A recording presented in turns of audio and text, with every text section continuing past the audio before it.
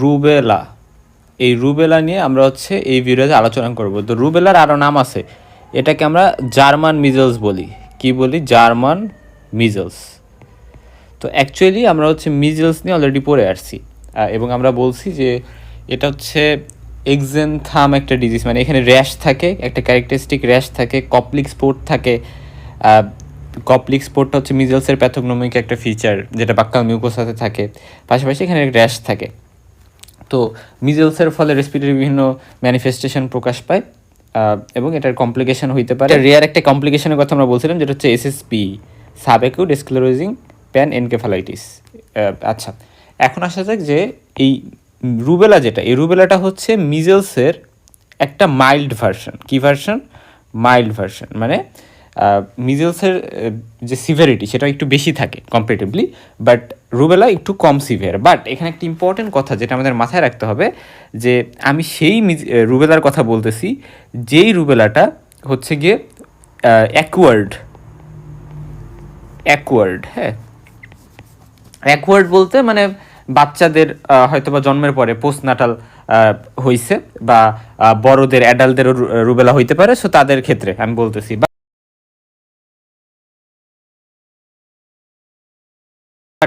Congenital একটা rubella syndrome আছে, congenital rubella syndrome. এটা কিন্তু ডেঞ্জারাস।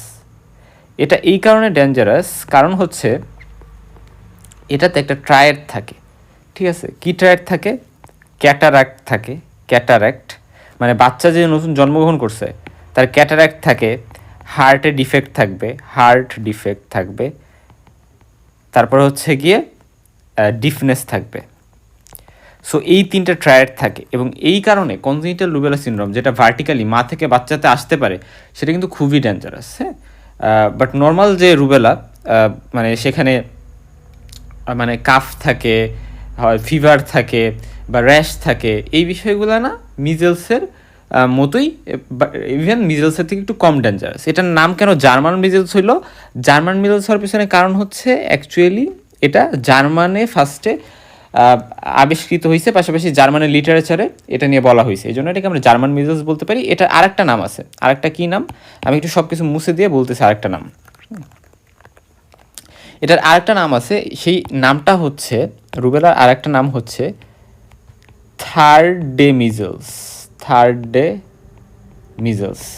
কেন থার্ড ডে মিজলস বলা হয়, বা থার্ড ডে মিজলস বলার পিছনে কারণটা কি? কারণটা হচ্ছে যে অ্যাকচুয়ালি এটা র্যাশ 3 দিন পারসিস্ট করে, 3 দিন পরে এটা র্যাশ চলে যায়, ডিসঅ্যাপিয়ার হয়ে যায়। ঠিক আছে, তো এই জন্য এটাকে থার্ড ডে মিজলসও বলা হয়। আচ্ছা, এখন আসা যাক যে এটা ডিসকভার্ড হয় 18th সেঞ্চুরিতে, এবং এটাকে মিজলসের একটা ভ্যারিয়েন্ট চিন্তা করা হইতো, বাট এটা মিজলস থেকে আসলে আলাদা। এটা কনজেনিটাল রুবেলা সিনড্রোম করতে পারে, যেটা 1941 সালে আবিষ্কৃত হয়, এবং এটা এই ভাইরাসকে সর্বপ্রথম আইসোলেট করে হচ্ছে 1962 সালে পার্কম্যান ওয়েলার, এবং এটার বিরুদ্ধে কিন্তু ভ্যাকসিন তৈরি হয়েছে, এবং ভ্যাকসিন তৈরি হওয়ার কারণে এটা এখন অতটা বেশি দেখা যায় না রুবেলা। হ্যাঁ, আমরা এমআর ভ্যাকসিন প্রিভেনশনের জন্য দিয়ে থাকি আমাদের বাংলাদেশে ইপিআই শিডিউলে, extended programme for immunisation, EPI. এই ইপিআই শিডিউল অনুযায়ী কিন্তু আমরা যে কটা ভ্যাকসিন দিই তার মধ্যে এমআর একটা, এটা just after completion of 9 month একটা ডোজ, আর আফটার 15 মান্থ একটা কিন্তু ডোজ আমরা দিই। এই জন্য কিন্তু রুবেলা এখন অনেকটাই মানে ডিসঅ্যাপিয়ার হয়ে গেছে বলা যায়, তেমন একটা হয় না।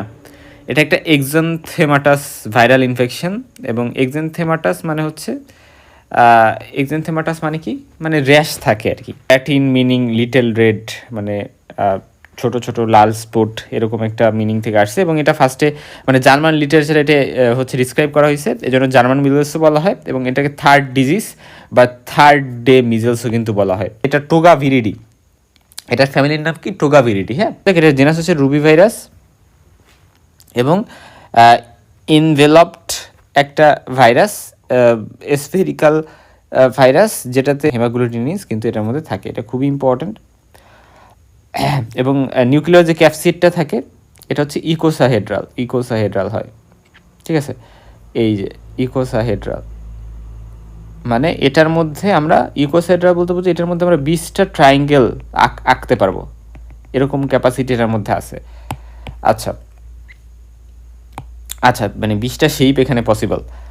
আচ্ছা, এরপরে হচ্ছে এখানে single standard positive sense RNA থাকে, গ্লাইকোপ্রোটিন থাকবে, এখান থেকে গ্লাইকোপ্রোটিন থাকবে, লিপিড বাইলার, যেহেতু ইনভেলপ সে লিপিড বাইলার মেনে থাকবে। এবং এখানে আরেকটা ইম্পর্টেন্ট কথা আছে যে ভাইরাসটা হচ্ছে রেপ্লিকেশন হয় ইনফেক্টেড যে সেলটা সেটার সাইটোপ্লাজমে। কারণ এগুলো যেহেতু আমরা কি জানি যে ইন্টারসেলুলার, অব্লিগেট ইন্টারসেলুলার ভাইরাস মানে কি, ভাইরাস মানে হচ্ছে অব্লিগেট ইন্টারসেলুলার, এটা একা বাহিরে কোনো হোস্টের বাহিরে এরা কিন্তু মাল্টিপ্লাই করতে পারে না, রেপ্লিকেশন করতে পারে না, হোস্টের মধ্যে ঢুকে হোস্টের সাইটোপ্লাজমে এরা রেপ্লিকেট করে। এবং এই যে রুবেলা ভাইরাস, এই ক্ষেত্রে একটা ইম্পর্টেন্ট কথা হচ্ছে যে এই ভাইরাসটা কিন্তু chemical agent, ultraviolet light, pH কম থাকলে, হিট দিলে এই ভাইরাসটা কিন্তু নষ্ট হয়ে যায়, রুবেলা ভাইরাসটা। এই জন্য এগুলোতে কিন্তু সহজেই রুবেলা ভাইরাস নষ্ট হয়ে যেতে পারে, এটা রেজিস্ট্যান্স কম। আর ট্রান্সমিশন কীভাবে হয়, ওই যে বললাম যে নট কনজেনিটাল, অ্যাকওয়ার্ড হইতে পারে বাচ্চাদের বা অ্যাডাল্টদের, এবং মেইনলি এটা রেসপিরেটরির মাধ্যমেই ছড়ায়, সো এয়ারবর্ন ড্রপলেট ইমিশনের মাধ্যমে। এবং এটা ইউরিন ফিজিক্সও প্রেজেন্ট থাকতে পারে, বাট মেইনলি এটা রেসপিরেটরি রুটে ছড়ায়। ন্যারোজোফ্যারিংস, রিজিওনাল লিম্ফ নোড, এই জায়গায় হচ্ছে কি এরা মাল্টিপ্লাই করে, এগুলো আমরা দেখবো যখন আমরা প্যাথোজেনেসিস পড়বো।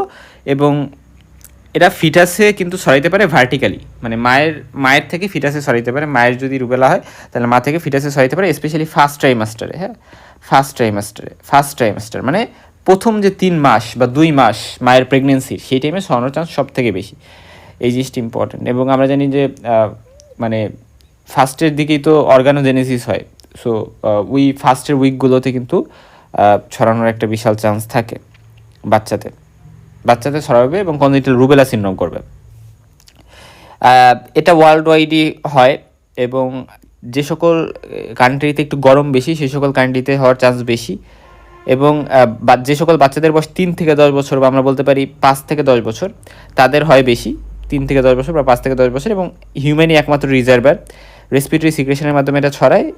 এবং যাদের কনজেনিটাল রুবেলা সিনড্রোম আছে তারা কিন্তু 1 বছর বা তার বেশি সময় ধরে কিন্তু এই ভাইরাসটা শেড করতে পারে বা ছড়াইতে পারে। প্যাথোজেনেসিস কি, এরা রেসপিরেটরি ট্রান্সমিশন হইলো, মানে রেসপিরেটরি রুটে, এরপরে 1% থেকে আরেক পার্সনের ড্রপলেটের মাধ্যমে ছড়ানোর পরে এরা কি করে, এরা ন্যাজোফেরিংসের, যেই পার্সনটাতে ছড়াচ্ছে ওই পার্সনটা ন্যাজোফেরিংসে এবং রিজনাল লিম্ফ নোডসে এরা রেপ্লিকেট করবে বা সংখ্যায় বৃদ্ধি হবে। এরপরে এরা কি করবে, ভাইরিমিয়া করবে, অর্থাৎ সেখান থেকে এরা ব্লাডে চলে যাবে, ব্লাড স্ট্রিমে চলে যাবে।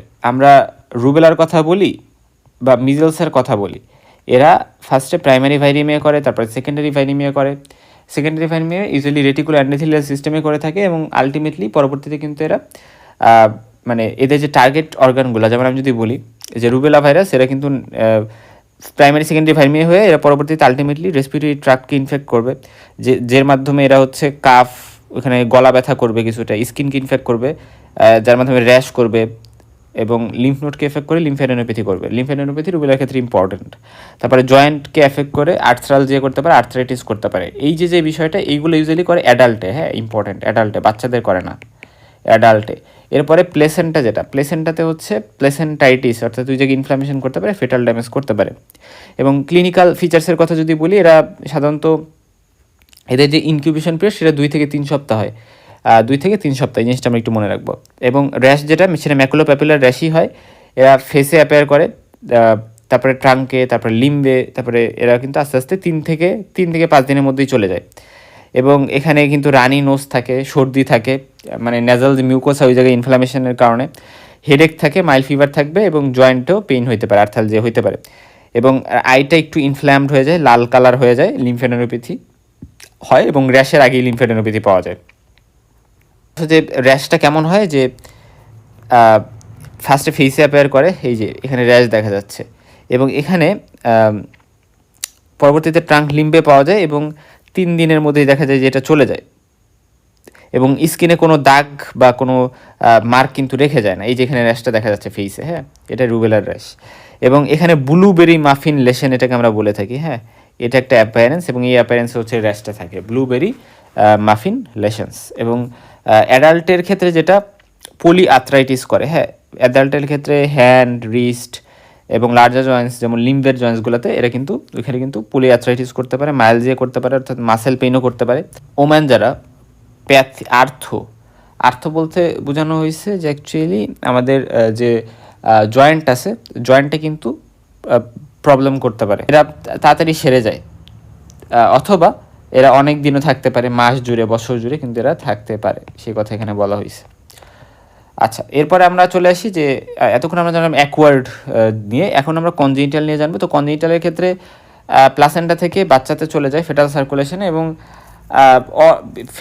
ফেটাসের অল অর্গানসকে অ্যাফেক্ট করতে পারে, এবং এটা সাধারণত আর্লি, ওই যে বললাম যে 1 থেকে 12 উইকস, এই রিজনটা মানে 0 থেকে 12 উইকস এই রিজনটাতে বা এই টাইমটাতে হচ্ছে গিয়ে বেশি এফেক্ট করে বাচ্চার বেশি প্রবলেম করে, এবং ফ্যাটাল ডেথও করতে পারে, ইভেন স্পন্টেনিয়াস অ্যাবর্শন করে দিতে পারে, প্রি টার্ম ডেলিভারি করতে পারে, মানে সময়ের আগেই ডেলিভারি হয়ে যাচ্ছে, অথবা বাচ্চা নষ্ট হয়ে যাচ্ছে স্পন্টেনিয়াসলি, বের হয়ে আসতেছে অ্যাবর্শন হয়ে। তারপর হচ্ছে ডিফনেস হইতে পারে, মেনলি সেন্সরি নিউরিয়াল ডিফনেস করতে পারে। ডিফনেস 2 ধরনের থাকে, সেন্সরি নিউরিয়াল, কন্ডাক্টিভ। সো এর মধ্যে সেন্সরি নিউরাল ডিফনেস করে থাকে, এবং এটা মোস্ট কমন। কনজেনিটাল ক্যাটারাক্ট করতে পারে, তার পাশাপাশি corneal clouding, glaucoma, microphthalmia, salt pepper retinopathy, তারপরে এরকম বিভিন্ন ম্যানিফেস্টেশন, অকুলার ম্যানিফেস্টেশন থাকতে পারে। এখানে আমরা কনজেনিটাল ক্যাটারাক্ট একটু মনে রাখবো, এবং এখানে কার্ডিয়াক ডিফেক্ট থাকবে। হ্যাঁ, কার্ডিয়াক ডিফেক্ট কিন্তু থাকবে, ইম্পর্টেন্ট। আচ্ছা, ক্যাটারাক্ট মানে কি, এই জিনিসটা একটু ইম্পর্টেন্ট। ক্যাটারাক্ট মানে হচ্ছে আমরা যেটাকে বলি চোখে ছানি পড়ছে, মানে সাধারণত আমরা জানি বয়স্কদের চোখে ছানি পড়া মানে লেন্সটা ব্লারি হয়ে যায়। হ্যাঁ, সো যেহেতু লেন্সটা ব্লারি হয়ে যায়, এটাকে আমি বলি ক্যাটারাক্ট বলি। তো এটা কনজেনিটালি থাকে। তারপর কার্ডিয়াক ডিফেক্ট হতে পারে, যেমন প্যাটেন্ট ডাক্টাস আর্টেরিওসাস, এটা সাধারণত আস্তে আস্তে ডিসঅ্যাপিয়ার হয়ে যাওয়ার কথা, বাট এটা পারসিস্ট করে যায়, থেকে যায়, এই জন্য এটাকে মনে হয় প্যাটেন্ট ডাক্টাস আর্টেরিওসাস। তারপরে ভিএসডি বা ventricular septal defect, pulmonary stenosis, মানে পালমোনারি যে ভাল্ভ থাকে সেটা একেবারে ন্যারো হয়ে যায়, স্টেনোসড হয়ে যায়। আচ্ছা, তারপর হচ্ছে নিউরোলজিক্যাল অ্যাবনর্মালিটি, যেমন মাইক্রোসেফালি, হেডটা ছোট হইতে পারে, মেন্টাল রিটার্ডেশন হইতে পারে, বোনে লেশন হইতে পারে, স্পিনাল মেগালি হইতে পারে, হেপাটাইটিস হইতে পারে, এবং ডায়াবেটিস মেলাইটাসও কিন্তু ডেভেলপ করতে পারে জন্মের পরেই। এবং এখানে আমি সব কিছু একটু দেখাইছি যে ব্রেইনে মেনিনগোএনকেফালাইটিস, মাইক্রোসেফালি, মেন্টাল রিটার্ডেশন করতে পারে, আইতে গ্লুকোমা, ক্যাটারাক্ট, পিগমেন্টেড রেটিনোপ্যাথি, তারপরে হেয়ারিং লস করতে পারে কানে, হেপাটোস্পিনাল মেগালি, জন্ডিস করতে পারে, তারপরে পারপিউরা থ্রোম্বোসাইটোপেনিয়া করতে পারে। এগুলো কিন্তু আমাদের রুবেলার কমপ্লিকেশন এমনিতেও, যে পারপুরা থ্রোম্বোসাইটোপেনিয়া। বোনেও কী করতে পারে, রেডিওলুসেন বোন ডিজিজ করতে পারে। বার্থ ওয়েট কম হয় ইউজুয়ালি এই বাচ্চাদের রুবেলা, কনজেনিটাল রুবেলা সিনড্রোমে। সল্ট পেপার রেটিনোপ্যাথি, আমরা যদি মানে অপথ্যালমোস্কোপ দিয়ে দেখি তাহলে আমরা কিন্তু এরকম একটা অ্যাপিয়ারেন্স দেখতে পারবো। রেটিনা আমরা জানি যে হচ্ছে আয়ের যে নার্ভাস লেয়ার, সেটাকে আমরা রেটিনা বলি, একেবারে ভিতরের লেয়ারটা আই বলের। আচ্ছা, তারপরে কমপ্লিকেশন হিসেবে আর্থ্রালজিয়া, আর্থ্রাইটিস হইতে পারে, জয়েন্টে ব্যথা বা জয়েন্টে ইনফ্লামেশন 70% ক্ষেত্রে, মেইনলি অ্যাডাল্টদের ক্ষেত্রে হয়, চিলড্রেনদের ক্ষেত্রে এটা হয় না। এনকেফালাইটিস হইতে পারে, মানে ব্রেনের যে প্যারেনকাইমা বা ব্রেনের যে আসল প্যারেনকাইমাটা ওটা হচ্ছে সোয়েলিং হয়ে যায়। থ্রোম্বোসাইটোপেনিক পারপুরা হইতে পারে। পারপিউরা মানে হচ্ছে এটা হচ্ছে এক ধরনের ব্লিডিং ডিজঅর্ডার, হ্যাঁ, মানে ব্লিডিং হওয়ার টেন্ডেন্সি থাকে। এবং থ্রোম্বোসাইটোপেনিক মানে থ্রোম্বোসাইট, বা আমরা বলতে পারি প্লেটিলেট কমে যাওয়ার কারণে, প্লেটিলেট এক ধরনের ব্লাড সেল, এটা কমে যাওয়ার কারণে যখন পারপুরা হয় সেটাকে আমরা থ্রোম্বোসাইটোপেনিক পারপুরা বলি। অর্কাইটিস অর্থাৎ inflammation of the testis, neuritis মানে নার্ভের ইনফ্লামেশন, তারপরে প্যান এনকেফালাইটিস মানে পুরা ব্রেন প্যারেনকাইমার ইনফ্লামেশন হইতে পারে, এবং কনজাংটিভাইটিস হওয়ার চান্স সব থেকে বেশি। তার পাশাপাশি আইতে ক্যারাটাইটিস, রেটিনাইটিস এগুলোও কিন্তু হইতে পারে। এবং ইমিউনিটি বলতে আমাদের যে জিনিসটা মাথায় রাখতে হবে, মেইনলি একবার যদি রুবেলা হয় এবং মানুষটা সেরে যায় তাহলে লাইফ লং ইমিউনিটি কিন্তু পেয়ে যাবে, ঠিক আছে? কারণ রুবেলার কোনো আদার টাইপ নেই, এটার একটাই সেরোটাইপ, ঠিক আছে, একটাই অ্যান্টিজেনিক টাইপ থাকে, এজন্য এদের একবার হয়ে গেলে লাইফ লং ইমিউনিটি কিন্তু থাকে। আমরা যেমন পড়ছিলাম আমরা ডেঙ্গুর 4টা সেরোটাইপ থাকে, ফলে ডেঙ্গু একজন পার্সনের 4বার হইতে পারে, এই জিনিসটি ইম্পর্টেন্ট। হ্যাঁ, আচ্ছা, এরপর আসা যাক যে কী কী ইনভেস্টিগেশন করতে হবে। মেনলি টিপিক্যালি যে র্যাশ পাওয়া যায় বা লিম্ফ নোড ইনলার্জমেন্ট হয় সেগুলো দেখেই বোঝা যায়। তা বাদে হচ্ছে আইজিএম অ্যান্টিবডিস, এটা কিন্তু রিসেন্ট রুবেলা ইনফেকশনকে ইন্ডিকেট করে, এবং রুবেলা ভাইরাসকে আমরা বিভিন্ন সোয়াব বা স্পেসিম্যান নিয়ে, নেজোফেরিনস, ইউরিন, ব্লাড, সিএসএফ এগুলো নিয়ে কিন্তু আইসোলেট করতে পারি। মানে পাশাপাশি আমরা ভাইরাল কালচার করতে পারি, এবং পলিমারেজ চেইন রিয়াকশন পিসিআর এর মাধ্যমে আমরা আইডেন্টিফাই করতে পারি। এখন রুবেলা এর সেরোলজিক্যাল ইন্টারপ্রিটেশন যদি কথা বলি, যে অ্যান্টিবডি আছে আইজিজি, আইজিএম, আমরা জানি যে রুবেলা যে আইজিজি এটা ধরলাম পাওয়া গেল, এবং আইজিএম এটা পাওয়া গেল না, এটা ইন্ডিকেট করে যে পার্সেন্টটা রুবেলা হয়েছে, এবং পার্সেন্টটা রুবেলা হয়েছে, একবার হয়ে গেছে, সো পার্সেন্টটা ইমিউন, পার্সেন্টটার আর হবে না, ঠিক আছে, পার্সেন্টটার আর রুবেলা হবে না। আইজিজি পাওয়া যায় নাই, আইজিএমও পাওয়া যায় নাই, সো কোনোটাই পাওয়া যায় নাই, কোনো অ্যান্টিবডি পাওয়া যায় নাই, ঠিক আছে, মানে এই অ্যান্টিবডিগুলো মানে কি, অ্যান্টিবডিগুলো মানে হচ্ছে ভাইরাসের অ্যাগেনস্ট অ্যান্টিবডি তৈরি হয়েছে। সো আইজিজি অ্যান্টিবডিটা তৈরি হয়ে আছে বাট আইজিএম পাওয়া যায়নি, তার মানে হচ্ছে অলরেডি রুবেলা হয়ে গেছে, এখন পার্সেন্টটা লাইফ লং ইমিউনিটি পেয়ে গেছে। আর কোনোটাই পাওয়া যায়নি মানে পার্সেন্টটা রুবেলা হইতে পারে যে কোনো সময় বা হওয়ার চান্স আছে, ঠিক আছে, এই জিনিসটা ইম্পর্টেন্ট। আর আইজিজি পাওয়া যায়নি বাট আইজিএম পাওয়া গেছে। আইজিএম আমরা জানি যে আইজিএম যেটা, আইজিএম বা ইমিউনোগ্লোবুলিন এম, এটা হচ্ছে অ্যাকিউট ইনফেকশনকে ইন্ডিকেট করে। সাধারণত একটা ইনফেকশন হইলে তারপর কয়েকদিন পরে আইজিএম পাওয়া যায়। তো এটাকে আমরা কি করব, এটা একটু মানে এটার ক্ষেত্রে ইন্টারপ্রিট করে একটু ডিফিকাল্ট। আইজিএম পাওয়া গেছে, আইজিজি পাওয়া যায়নি, তার মানে ইনফেকশন থাকলেও থাকতে পারে। সো এই জিনিসটা আরবার নতুন করে ভালো করে টেস্ট করে দেখতে হবে। ট্রিটমেন্ট বলতে এটা সেলফ লিমিটিং ইলনেস, যেটা রুবেলা বা মানে অ্যাকোয়ার্ড রুবেলা, সেটা অ্যাডাল্ট হোক বা বাচ্চাদের হোক, এটা আস্তে আস্তেই সেরে যাবে কিছুদিনের মধ্যেই। এবং এক্ষেত্রে কোনো অ্যান্টিভাইরাল থেরাপিরও দরকার নেই, কোনো ড্রাগের দরকার নেই, বেশি বেশি ফ্লুইড বা পানি ইনটেক করতে হবে, রেস্ট নিতে হবে এবং প্রপার ভেন্টিলেশন থাকতে হবে, কারণ দেখা গেছে রেসপিরেটরি যেন কোনো প্রবলেম না হয়, শ্বাসকষ্ট না হয়। সো এই বিষয়গুলো একটু খেয়াল রাখতে হবে, হ্যাঁ।